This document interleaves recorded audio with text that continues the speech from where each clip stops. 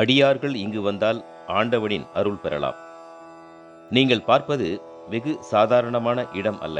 சமண சமயம் ஆட்சி செய்த சமண பூமியை சாய்த்து சைவ சமயத்தை அரசாங்கத்தின் சமயமாக மாற்றி திருப்பு முனை ஏற்படுத்திய திருத்தலம் இதுவே. சைவத்தை தழுவிய திருநாவுக்கரசரான தர்மசேனருக்கு பல்வேறு கொடுமைகள் செய்து முடிவில் கருங்கல்லோடு கயிற்றால் கட்டி கடலில் வீசினர். அதற்கு சிறிதும் அஞ்சாத திருநாவுக்கரசர் எனும் அப்பர் கற்றுணை பூட்டியோர் கடலில் பாய்ச்சிலும் நற்றுணையாவது நமச்சிவாயவே என்ற பதிகம் பாடிட கல் தெப்பமாகி கரை சேர்ந்தது. உலகையே வியக்க வைத்த புண்ணிய பூமியின் இன்றைய பெயர் கரையேறிவிட்ட குப்பம் ஆகும். இத்தலத்தின் பெருமையை உணர இதன் வரலாற்றை அறிந்து கொள்வது மிகவும் முக்கியம். வாருங்கள், நாம் 7ஆம் நூற்றாண்டிற்கு செல்வோம். தமிழ்நாட்டில் சோழ நாடு, சேர நாடு, பாண்டிய நாடு, நடுநாடு என பல்வேறு நாடுகள் இருந்தன. அவற்றில் ஒன்று திருமுனைப்பாடி நாடு. அதில் கெடிலம் நதிக்கரையில் உள்ள திருவாமூர் என்னும் புண்ணிய ஊரும் ஒன்றாகும். வேளாளர் மரபைச் சேர்ந்த புகழனாருக்கும் மாதினியாருக்கும் குழந்தை செல்வங்களாக தோன்றியவர்கள் திலகவதியாரும் மருள் நீக்கியாரும். திலகவதியாருக்கு கலிப்பகையாரை திருமணம் செய்ய நிச்சயித்த நிலையில் கணவர் போரில் மாண்டு போனார். உலகை வெறுத்த திலகவதியார் தன் தம்பிக்காக உயிர் வாழ்ந்து திருவதிகை வீரட்டேஸ்வரருக்கு பல்வேறு திருத்தொண்டுகள் புரிந்து வந்தார். ஆனால் மருள்நீக்கியாரின் உள்ளம் சமணத்தை நாடியது. அவரின் அபார திறமையால் பாடலிபுத்திரம் என்ற நகருக்கு சமண தலைவராக விளங்கினார்.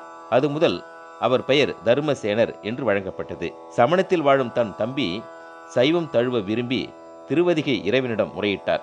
திருவருளால் வேண்டுதல் நிறைவேறும் காலமும் கனிந்தது. மருள்நீக்கியாருக்கு வயிற்றில் தீராத சூளை நோய் ஏற்பட்டது.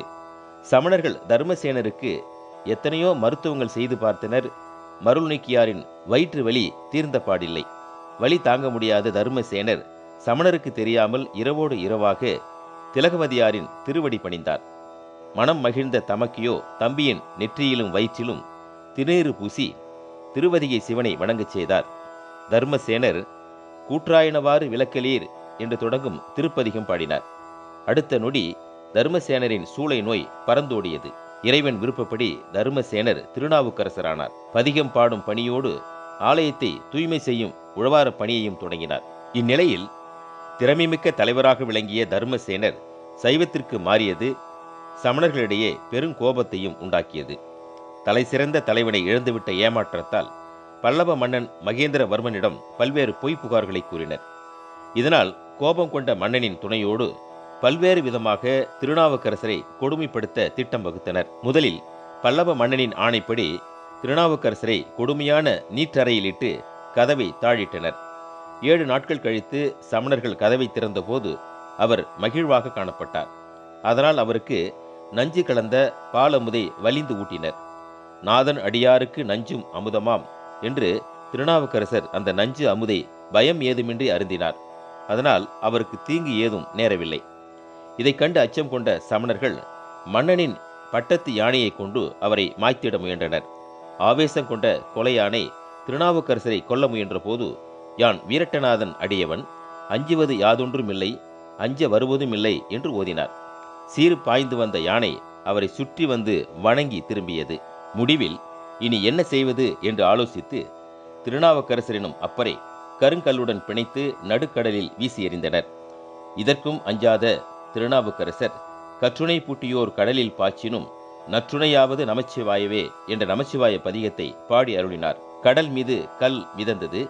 கருங்கல்லிலே சிவகியாக அதை வருணன் தாங்கி அப்பரை திருப்பாதிரி புலியூர் அருகே கரையேற்றி அருளினார். பின்பு அவர் திருப்பாதிரி புலியூர் பாடலீஸ்வரை வணங்கி மகிழ்ந்தார். இந்நிலையில் கொடுமைகள் பல செய்த பல்லவ மன்னன் நல்லறிவு பெற்று உண்மை தெளிந்தார்.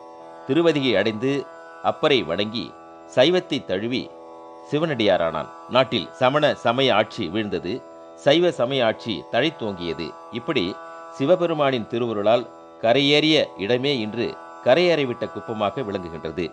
இதன் நினைவை போற்றும் விதமாக அந்த புனித பூமியில் பல நூறு ஆண்டுகளுக்கு முன்பாக அடியார் பெருமக்கள் துணை கொண்டு எளிய ஆலயம் எழுப்பப்பட்டது. காலச்சக்கரத்தில் அந்த ஆலயம் முக்கியத்துவம் இழந்தது. தீயவர்களின் கூடாரமாக விளங்கியது. இந்நிலையில் சிதலமடைந்த எண்ணற்ற சிவாலயங்களை புனரமைப்பு செய்து வரும் பணியையே தம் வாழ்நாள் பணியாக ஏற்று அரண்பணி மன்றம் வாயிலாக திருப்பணிகள் செய்து வரும் பவானி தியாகராஜன் ஐயா அவர்கள் இக்கோயிலின் நிலை கண்டு வருந்தினார். உடனடியாக மாபெரும் மன்னர் கால கருங்கல் திருப்பணியை அரண்பணி மன்றம் வாயிலாக மேற்கொண்டார். பெரும் பொருட்செலவில் உருவான இந்த ஆலயம் இன்று பிரம்மாண்டமாகவும் கலைநயத்தோடும் விளங்குவது குறிப்பிடத்தக்கது. இப்பெருமைமிகு ஆலய திருப்பணிகள் குறித்து அவரிடம் கேட்டோம். திருச்சிற்றம்பலம். தென்னாவுடைய சிவனை போற்றி, எந்நாட்டவர்க்கும் இறைவா போற்றி. அன்பு நலம் சார்ந்த சிவனைய செல்வர்களே, உங்கள் அனைவருக்கும் பணிவான வணக்கம். இந்த ஆலயம் நாங்கள் சுந்தரமூர்த்தி சுவாமிகள் திரு அவதாரம் செய்த திருநாவலூரில் திருப்பணிகள் செய்து கொண்டிருக்கும் பொழுது இங்கிருக்கக்கூடிய அன்பர்கள் இந்த திருப்பணியோடு எங்கள் திருநாவுக்கரசருடைய இந்த பணியும் செய்து கொடுக்க வேண்டும் என்று அவர்கள் வந்து கேட்டார்கள். முதல்ல எங்களுக்கு கேள்விப்படும் போது இந்த இடம் இன்னும் இருக்கிறதா என்ற ஒரு கேள்வி இருந்தது. பிறகு நேரில் சென்று அந்த இடத்தை பார்த்தோம். பெயர் பலகை, சாலையின் பெயர்கள் இவையெல்லாம் பார்த்த பொழுது அங்கு திருநாவுக்கரசருக்கு ஒரு கருவறை அமைத்து ஒரு முன் மண்டபத்தை அமைத்திருந்தார்கள். ஒரு குளம் இருந்தது. ஆனால் அந்த குளமானது எப்படி இருந்தது என்று சொன்னால், காணுகிற பொழுது நம்மை நெஞ்சம் பதைக்கக்கூடிய வண்ணமாக அந்த குளம் இருந்தது.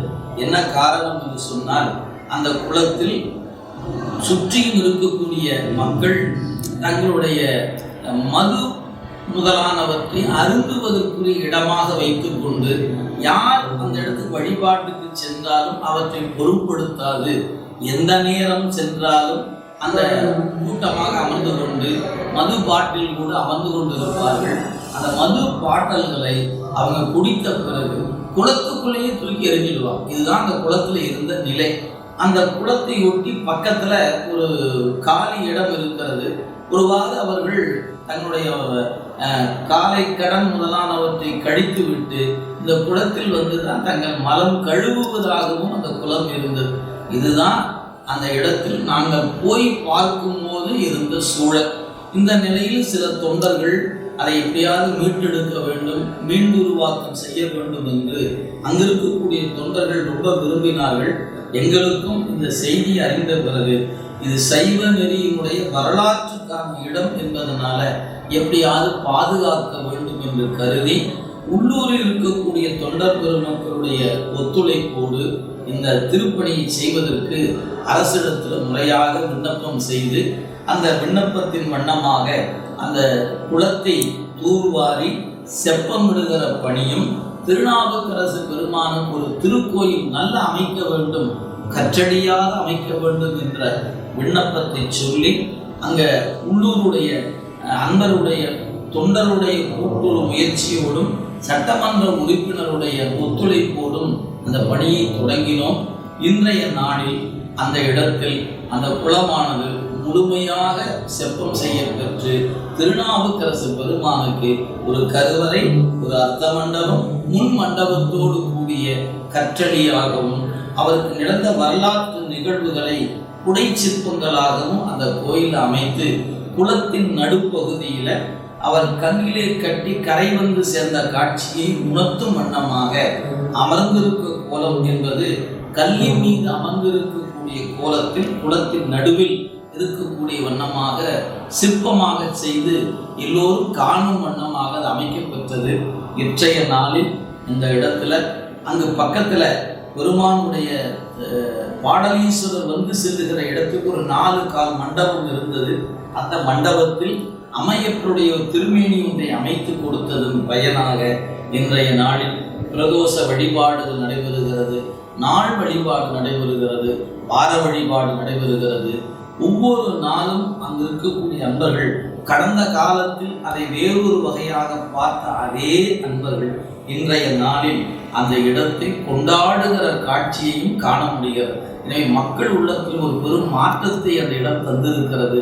இன்று அந்த இடத்தை ஒரு புனித இடமாக, சைவத்தின் புனிதத்துக்குரிய இடமாக அப்பகுதி மக்களே தொடர்ந்து பேணி வருகிறார்கள் என்பது மகிழ்ச்சிக்குரியதாக இருக்கிறது என்பதை அடியேன் பணிவோடு தெரிவித்துக் கொள்கிறேன். இந்த பணிகளை எல்லாம் அரண்மனை அறக்கட்டளை என்ற அமைப்பின் வழியாக தொண்டர்களை ஒருங்கிணைத்து இந்த பணிகள் செய்யப்பட்டன என்பதை பணிவோடு தெரிவித்துக் கொள்கிறோம். சிவாய நம. திருச்சிற்றம்பலம். இனி ஆலய தரிசனம் செய்வோம் வாருங்கள். ஆலய முகப்பில் திருநாவுக்கரசர் எதிர்கொண்ட சோதனைகள் சுதை சிற்பங்களாக வடிக்கப்பட்டுள்ளன. நுழைவு வாயிலை கடந்ததும் அப்பர் திருக்குளம், கரையேறிவிட்ட குப்பம் பெயர் பலகையும் திருக்குளமும் நமக்கு காட்சி தருகின்றன. இதையடுத்து எழிலான கருங்கல் மண்டபத்தில் காளை வாகனத்தில் சிவபெருமான் உமாதேவியோடு திருக்குளத்து அப்பருக்கு அருள் காட்சி வழங்குகின்றார். அப்பர் கரையேறிய திருக்குளம் வெகு தூய்மையாக காட்சி தருகின்றது. குளத்தின் நடுவே கயிறு பூட்டிய அப்பர் சுவாமிகள் இறைவனையும் இறைவியையும் வணங்கியபடி எளிமையாக காட்சி தருகின்றார். பின்னணியில் அப்பரின் கற்கோயில் எழிலாக அமைந்துள்ளது. திருக்குளத்தில் தாமரை அல்லி மலர்கள் பூத்து குலுங்குகின்றன. குளத்தின் எதிரே பெரிய கருங்கலில் புடைப்புச் சிற்பமாக கருங்கல்லோடு கயிறு கட்டிய அப்பர் சுவாமிகள் காட்சி தருகின்றார். கடலில் மீன்களின் மகிழ்ச்சி, பின்னணியில் மேகக்கூட்டங்கள் காட்சி தருகின்றன. அதன் மறுபுறம் இதே காட்சி, அவரின் பின்புறம் காளை வாகனத்தில் காட்சி தரும் இறைவன் இறைவியை அப்பர் சுவாமிகள் வழிபடும் கோலமும், திலகவதியாரும் அப்பர் சுவாமிகளும் சந்தித்துக் கொள்ளும் நிகழ்வும் நம் கண்களுக்கு விருந்தாக அமைகின்றன. இதையடுத்து அப்பர் சுவாமிகளின் திருக்கோயிலுக்கு செல்கின்றோம். கருங்கல் திருப்பணியில் பாதை வெகு நேர்த்தியாக அமைக்கப்பட்டுள்ளது. பாதையை கடந்ததும் அழகிய 12 கால் முன்மண்டபமும் முகப்பின் உச்சியில் அப்பர் சுவாமிகளும் காட்சி தருகின்றனர்.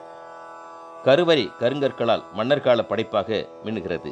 வலதுபுறம் அப்பரை நீற்றறையில் சிறை வைத்த காட்சி புடைப்புச் சிற்பமாக படைக்கப்பட்டுள்ளது. மன்னன் காவலர்களுடன் நிற்பது, சமணர்கள் வியப்போடு அப்பரை நோக்குவது தத்ரூபமாக வடிக்கப்பட்டுள்ளது. பின்புறம் பல்லவ மன்னன் சிம்மாசனத்தில் அமர்ந்திருக்க, அமைச்சர்கள் இருக்கையில் இருக்க, சமணர்கள் கட்டாயப்படுத்த அப்பர் சுவாமிகள் நஞ்சு உண்ணும் காட்சி எழிலான புடைப்புச் சிற்பமாக காட்சி தருகின்றது. வலச்சுற்றில் சமணர்கள் கூடியிருக்க, மன்னனும் தன் வீரர்களுடன் நிற்க, மன்னனின் பட்டத்து யானை அப்பரை கொலை செய்வதற்கு பதிலாக அவரின் தாழ் பணிந்து வணங்கி நிற்கும் காட்சி நம்மை மெய் சிலிர்க்க வைக்கின்றது. அடுத்து ஆலயம் வலம் வந்து அப்பர் சுவாமிகளை வழிபட கருவறை நோக்கி செல்கின்றோம். கருங்கற்களால் உருவான கருவறையில் அமர்ந்த கோலத்தில் கருவறையில் மூலவரான திருநாவுக்கரசரை தரிசிக்கும் போது நம் மெய் சிலிர்க்கின்றது.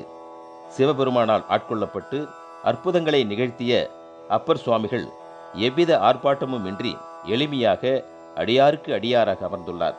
கையில் உழவார பணிக்கான உழவாரம் எனும் அகிம்சை ஆயுதம் தாங்கி காட்சி தருவது கூடுதல் சிறப்பு. இன்றைய அறிவியல் உலகம் சுற்றுச்சூழல் மேம்பாட்டை வலியுறுத்தி பல்வேறு முன் முயற்சிகளை எடுத்து வருவது நாம் அறிந்ததே. இதை 7ஆம் நூற்றாண்டிலேயே இந்த உலகிற்கு உணர்த்திய அருளாளர் இவர் என்ற வரலாறு நமக்கு பெருமை தருகின்றது. ஆலயத்தில் ஆண்டுதோறும் நடைபெறும் சதய விழா 10 நாட்கள் கொண்டாடப்படுகிறது. இதில் 3ஆம் நாள் கரையேறும் ஐதீக விழாவும் நடைபெறுகிறது. திருநாவுக்கரசரின் பெருமைகளை நினைவு கூறுகின்றார் இப்புண்ணிய பூமியைச் சேர்ந்த தமிழ் அறிஞர் தமிழாகரர் முருகசாமி ஐயா அவர்கள். தொண்டு என்றால் திருநாவுக்கரசர், திருநாவுக்கரசர் என்றால் தொண்டு என்று சொல்லக்கூடிய அளவிற்கு திருநாவுக்கரசரே திருவையாற்றில் பாடுகின்ற பொழுது தொண்டலால் துணையும் இல்லை என்று சொன்னார். அந்த தொண்டுக்கேற்ற சிறப்பாக வாழ்ந்த பெருந்தகை நம்முடைய அப்பர் பெருமான். அவர் கரையேறிய இந்த இடத்தில்தான் பெருமானை தாயாக, தந்தையாக, உடன் பிறந்த சகோதரராக பார்த்த பார்வை உலகத்தில் எந்த அமைப்பிலும் அப்படி இல்லை. இறைவனை தாயாக தந்தையாக பார்த்தது உண்டு, ஆனால் சகோதரராக பார்த்த பார்வை அப்பர் பெருமானுக்கே உரியது. அந்த அடிப்படையில் தான் அவர் ஈன்றாளுமாய் எனக்கு எந்தையுமாய் உடன் தோன்றினராய் மூன்றாய் உலகம் படைத்து வந்தான் என்று இறைவன் கரையேறிய பொழுது காட்சி கொடுத்த அந்த சூழ்நிலையை அவர் ஒரு குடும்ப சூழ்நிலையாகவே இறைவனை அந்நியப்படுத்தாமல் அந்யோன்யப்படுத்தி காட்டிய சிறப்பு இந்த மண்ணுக்குரியது. அத்தகைய சிறப்பு வாய்ந்த இந்த பூமியினுடைய அமைப்பினை பழங்காலத்தில் ஏறத்தாழ ஒரு 60 ஆண்டுகளுக்கு முன்பாக இருந்த சூழ்நிலைக்கும் இன்றைக்கு இந்த இடத்தை நம்முடைய பவானி தியாகராஜன் அவர்கள் கட்டி சிறப்பாக கொடுத்த சிறப்பும் பார்த்து மகிழத்தக்கதாக அமைந்திருக்கு. சாணித்திமிக்க இந்த அப்பர் பெருமானுடைய தொண்டில் மிக முக்கியமானது உழவார தொண்டு என்பது. இன்றைக்கு தூய்மை இந்தியா திட்டம் என்று அரசியலார் சொல்லுகின்ற அந்த அமைப்பிற்கு வழிகோலியவர் உழவாரம் என்ற படையின் மூலமாக உலகமே தூய்மையாக இருக்க வேண்டும் என வள்ளுவர் தூய்மை என்பதை அகந்தூய்மை புறந்தூய்மை என்று 2ஆக சொல்வார். அதுபோல புறந்தூய்மை என்று சொல்கின்ற வகையில் உழவார படையின் கொண்டு புறந்தூய்மையை செய்து காட்டி அகந்தூய்மைக்கு தேவாரத்தை செய்து சொல்லி காட்டியவர் நம்முடைய திருநாவுக்கரசு நாயனார். அவருடைய திருவடி வாழ்க. அவருடைய எண்ணம் எண்கடன் பணி செய்து கிடப்பதே. இந்த எண்கடன் பணி செய்து கிடப்பதே என்கின்ற தாரக மந்திரம் உலகமெல்லாம் முழங்க வேண்டும் என்று சொல்லி இந்த வாய்ப்புக்கு நன்றி கூறி வணக்கம் சொல்கிறேன். வணக்கம். இந்த ஆலயத்தின் புனரமைப்பு, வழிபாடுகள், விழாக்கள் பற்றி நமக்கு விளக்குகின்றார் இவ்வூரைச் சேர்ந்த சிவனடியார். இது சுமார் 1300 ஆண்டுகளுக்கு முன்பு மகேந்திரவர்மன் பல்லவ மன்னன் கல்லில் கட்டி கடலில் வீசப்பட்ட பொழுது கரையேறிய இடம் இது. அந்த இடத்தில் நம்முடைய முன்னோர்கள் எல்லாம் அவங்களால முடிந்த அளவுக்கு பாதுகாத்துட்டு வந்திருந்தாங்க. இங்கே ரொம்ப உதாரமாகவும் இந்த குளத்தில் பார்த்தீங்கன்னாக்கா என்னென்ன தவறான விஷயங்கள் இருக்கோ அத்தனையுமே நடந்துக்கிட்டு இருந்தது. கோவை அரண்பணி அறக்கட்டளை குருநாதர் பவானி ஐயாவினுடைய மிகப்பெரிய ஒரு முயற்சியால் இங்கே இந்த கோயிலை எடுத்து மொத்தம் 1.25 ஏக்கர் இந்த இடத்துல கற்கோவில் அமைத்து இங்கே உமாமகேஸ்வரருடைய திருமேனியும் அப்பர் பெருமானுடைய திருமேனியும் அழகான முறையில் இங்கே சுத்தம் செய்து இங்கே மாதந்தோறும் வரக்கூடிய சதய நிகழ்வுகளில் அப்பர் பெருமானுக்கு காலையிலிருந்து மாலை வரை தேவாரம் பாராயணம் நடைபெறும். அன்று மாலை 4 to 5 மணிக்கு அபிஷேக ஆராதனை, தீபதூப ஆராதனை நடைபெறும். அன்று மாலை அப்பர் பெருமான் கோயில் வளாகத்தில் மட்டும் வலம் வந்து இங்கே அடியார் பெருமக்கள் மாதம் நடைபெறும். அதேபோல் உமாமகேஸ்வரருக்கு மாதந்தோறும் வரக்கூடிய பிரதோஷம் மற்றும் பௌர்ணமி நாட்களிலும் இங்கே விமர்சையாக நடைபெற்று கொண்டிருக்கிறது. அடியார் பெருமக்கள் அனைவரும் மாதந்தோறும் வந்து பங்கு பெற்று இங்கே கோவை அரண்பணி அறக்கட்டளை குருநாதர் பவானி ஐயா கட்டி கொடுத்துருக்கக்கூடிய இந்த கோவிலில் அடியார் பெருமக்கள் 365 நாளும் வந்துக்கிட்டு இருக்கணும். இறைவனுடைய அருளை எப்பொழுதும் அடியார் பெருமக்களுக்கு பெருமண்டும் அன்போடு கேட்டுக்கொள்ளப்படுகிறது. இந்த அற்புத ஆலயம் எங்கே இருக்கிறது தெரியுமா? கடலூர் மாவட்டம் கடலூர் பேருந்து நிலையத்திலிருந்தும் புகழ்பெற்ற தேவார தலமான திருப்பாதிரி புலியூர் பாடலீஸ்வரர் திருக்கோயிலிலிருந்தும் சுமார் 2 கிலோமீட்டர் தொலைவில் இத்திருத்தலம் அமைந்துள்ளது. சொந்த வாகனம் வைத்திருப்போரும் ஆட்டோ வழியாகவும் எளிதில் இங்கு வரலாம். நம் முன்னோர்கள் எழுதிய வரலாறு வெறும் கதை அல்ல, கற்பனையும் அல்ல, சத்தியமான உண்மை என்பதற்கு சாட்சி கூறுவது கரையேறிவிட்ட குப்பம் என்றால் அது மிகையல்ல. இந்த ஆலயத்தை தினமும் காலை 8 மணி முதல் நண்பகல் 12 மணி, மாலை 4:30 மணி முதல் இரவு 8:30 மணி வரை தரிசிக்கலாம். சிவபெருமானை வணங்கி மகிழும் ஒவ்வொரு அடியாரும் தம் வாழ்நாளில் ஒரு முறையாவது தரிசித்து மகிழ வேண்டிய திருத்தலம் கரையேறிவிட்ட குப்பம் என்றால் அது சற்றும் மிகையல்ல. நிறைவாக ஒன்றை மட்டும் வலியுறுத்த விரும்புகிறேன். அடியார்கள் இங்கு வந்தால் ஆண்டவனின் அருள் பெறலாம். என்ன நேயர்களே, இந்த பதிவு உங்களுக்கு பிடித்திருக்கும் என்று நம்புகிறேன். பிடித்தவர்கள் மறக்காமல் சப்ஸ்கிரைப் செய்யுங்கள். நண்பர்களுக்கும் சிவனடியார்களுக்கும் ஃபார்வேர்டு செய்யுங்கள். மீண்டும் சந்திப்போம். நன்றி, வணக்கம்.